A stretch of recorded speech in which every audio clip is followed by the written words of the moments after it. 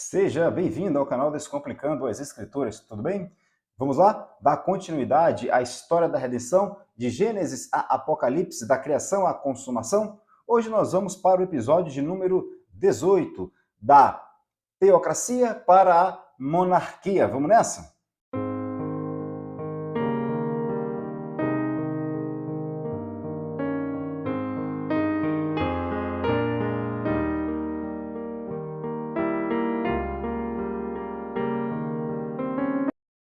Pois bem, só para nós relembrarmos o que vimos no episódio 17, nós vimos quando o povo já estava em Canaã. E o que aconteceu antes de o povo tomarem Canaã, estarem de posse de Canaã e já estarem vivendo em Canaã? O que eles estavam fazendo? O que os israelitas, o que foi orientado aos israelitas que fizessem assim que eles, então, tomassem Canaã? Moisés orientou lá em Deuteronômio que eles praticassem a lei, que vivessem segundo a vontade preceptiva de Deus. Nós vamos ver Moisés falando isso lá em Deuteronômio 5, por isso que é uma repetição da lei. Moisés repete os 10 mandamentos. E quando Moisés passa o comando para Josué, e o povo aceita Josué como o novo comandante deles, então Josué também os relembra antes de tomarem a terra prometida, de estarem vivendo na terra prometida, de que eles vivam assim que eles, os israelitas, tivessem posse da terra, vivessem de acordo com a vontade preceptiva de Deus, de acordo com a vontade de Deus. Mas o que acontece? O povo, ele não vive. Josué morre e o povo passa a idolatrar, a adorar outros deuses, então eles são afligidos por outras nações, o povo volta a Deus, ora a Deus, Deus levanta um juiz, então as nações que os afligiam eram derrotadas e o povo vivia um período ali de paz de 15, 20, 30 anos até que o juiz morresse. Quando o juiz morria, então o povo voltava a praticar a idolatria, se distanciava de Deus, era afligido, orava a Deus, Deus levantava outro juiz, e assim vai ser a narrativa de Juízes o tempo todo. Só que agora nós vamos falar desse período de transição, em que eles saem da teocracia e vão para a monarquia. O povo, ele não quer ser governado por Deus. Olha só, eles não querem ser governados por Deus. E o que eles fazem? Eles pedem um rei. Samuel já estava velho, então eles pedem um rei a Samuel. E aí veja o que diz lá em 1 Samuel, no capítulo 8, nos versículos 4 e 5. Então, os anciãos todos de Israel se congregaram e vieram a Samuel, a Ramá, e lhe disseram: Vê, já estás velho, e teus filhos não andam pelos teus caminhos. Constitui-nos, pois agora, um rei sobre nós, para que nos governe como o tem todas as nações. Veja, aqui Samuel, havia constituído os seus filhos, Joel e Abias, como juízes em Berseba. Só que eles não praticavam o que Samuel orientava. Então os anciões chamaram Samuel: Samuel, nós queremos um rei. Assim como as outras nações possuem um rei, nós também queremos um rei. Ou seja, por que eles queriam um rei? Porque eles estavam vendo as outras nações. As outras nações não eram povo de Deus. As outras nações, elas não eram um povo de Deus, mas eles queriam um rei como as outras nações, ou seja, eles estavam se espelhando com as outras nações, se comparando com as outras nações. Eles não queriam viver na teocracia, sobre o governo, sobre o controle de Deus. Eles queriam uma nação. Então eles pedem isso a Samuel. Então Samuel vai ser esse profeta que Deus levanta nesse período aí de transição, em que vai sair da teocracia para a monarquia. Mas o que Samuel faz? Como um homem de Deus, ele vai orar e pedir a Deus orientação. E Deus diz assim a Samuel, para que ele, então, conceda ao povo aquilo que o povo quer, porque eles não estão rejeitando Samuel, eles não estão rejeitando o governo de Deus por meio de Samuel. Eles estão rejeitando o próprio Deus. E veja que interessante que a narrativa de Juízes, no capítulo 8 de 1 Samuel, vai dizer que Deus fala para Samuel que o povo está rejeitando não Samuel, mas o próprio Deus. E o povo faz isso desde a saída do Egito. Então vejam só que desde a saída do Egito o povo é idólatra, o povo rejeita Deus. Ou melhor, desde o Éden, como nós vimos no episódio 2 ou 3, né, aqui dessa série História da Redenção, em que Deus, quando vai ter com Adão, depois de ele ter pecado, Adão então se esconde. E quando Deus pergunta por Adão, ele diz: me escondi porque tive medo. Ou seja, ele foge de Deus.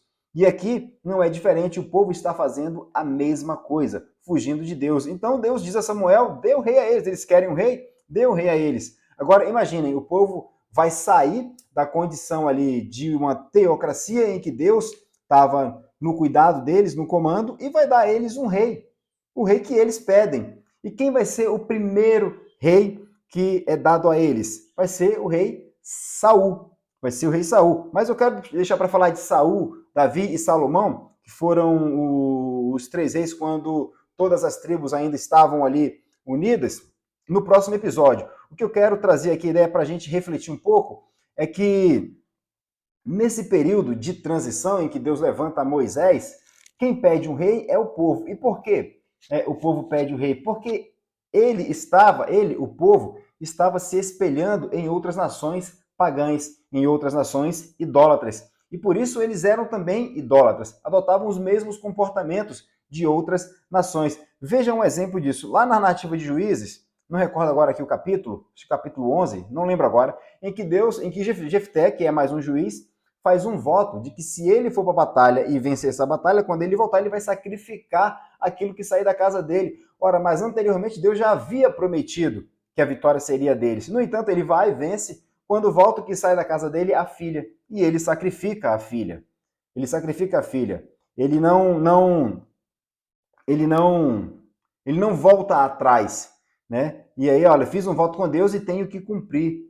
E aí, muita gente começa a dizer, olha, que esse texto de Jefté, ele mostra para nós a importância do voto com Deus. Não que não seja importante, só fazendo uma breve digressão aqui. Mas o que Jefté fez foi fazer os mesmos votos que outras nações faziam. Ofereciam crianças ao deus Moloque para que então o deus Moloque oferecesse a eles aquilo que eles queriam. Ou seja, eles estavam completamente com a mente dominada ali pelo comportamento politeísta ou pagão de outros deuses. Então, o que eles querem? Um rei. Eles querem um rei para que então eles possam ser como as outras nações. Olha só, eles estão se comparando com as outras nações. Eles não querem ser um povo. Deus tirou um povo, escolhe esse povo, entrega um sistema de leis para esse povo e diz: eu vou governar vocês, e ainda assim eles não querem. Eles querem um rei como as outras nações. Ou seja, em algum grau, eles estão aqui mais uma vez fugindo de Deus. O homem não quer ser governado por Deus. Os israelitas estão fugindo de Deus e a narrativa é o tempo todo assim. No entanto, Deus levanta Samuel nesse período de transição. Por quê? Porque Deus lembrou da promessa que fez a Adão lá em Gênesis 3,15. E qual foi a promessa que Deus fez?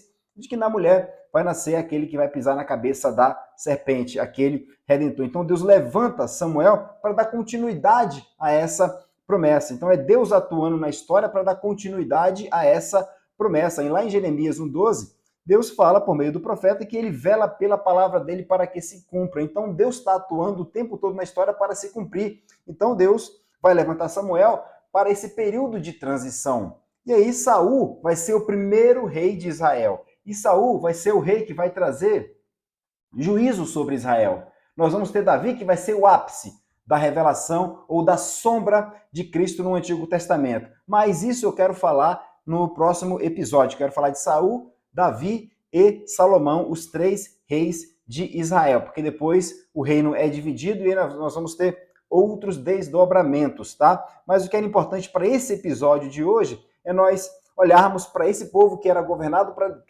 por Deus, que tinha um sistema de leis que não queriam saber de Deus. Eles queriam ser como as outras nações. Então eles vão a Samuel, quem Deus havia levantado para pedir um rei. Dai-nos um rei, constitui-nos um rei. Então, quando Samuel vai orar a Deus, Deus diz a Samuel que faça aquilo que o povo pede, porque eles não estão rejeitando você, Samuel, e sim a mim. E eles fazem isso, os israelitas, desde a saída do Egito. Esse povo me rejeita desde que eu os tirei do Egito. E aí, para a gente aumentar aqui o lastro, o homem foge de Deus desde Adão, desde a queda. Então é isso que nós vemos aqui nessa fase de transição da teocracia para a monarquia, em que o povo quer deixar de ser governado por Deus para ser governado por um rei como as outras nações. Ou seja, as outras nações estão servindo de espelho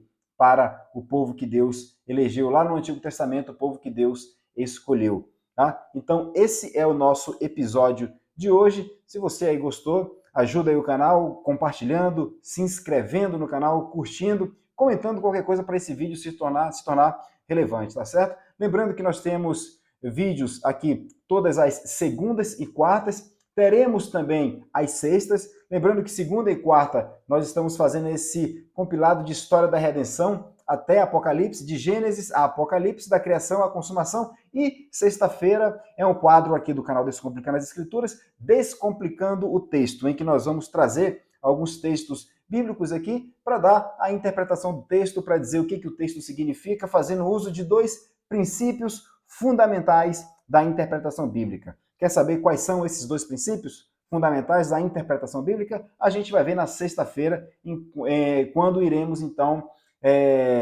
interpretar um texto que está lá em Gênesis, no capítulo 15. Nós até falamos desse texto aqui já nesse episódio da História da Redenção, mas eu escolhi esse texto para a gente poder começar, tá certo? Mais uma vez, se você gostou, se inscreve, curte, compartilha, comenta qualquer coisa para esse vídeo se tornar relevante, esse canal se tornar relevante, tá certo? Que Deus o abençoe, que Deus possa, então, cuidar de você, direcionar e que nós possamos entender que Deus é que deve nos governar, tá bom? Fiquem com Deus e até o nosso próximo vídeo, se Deus assim nos permitir.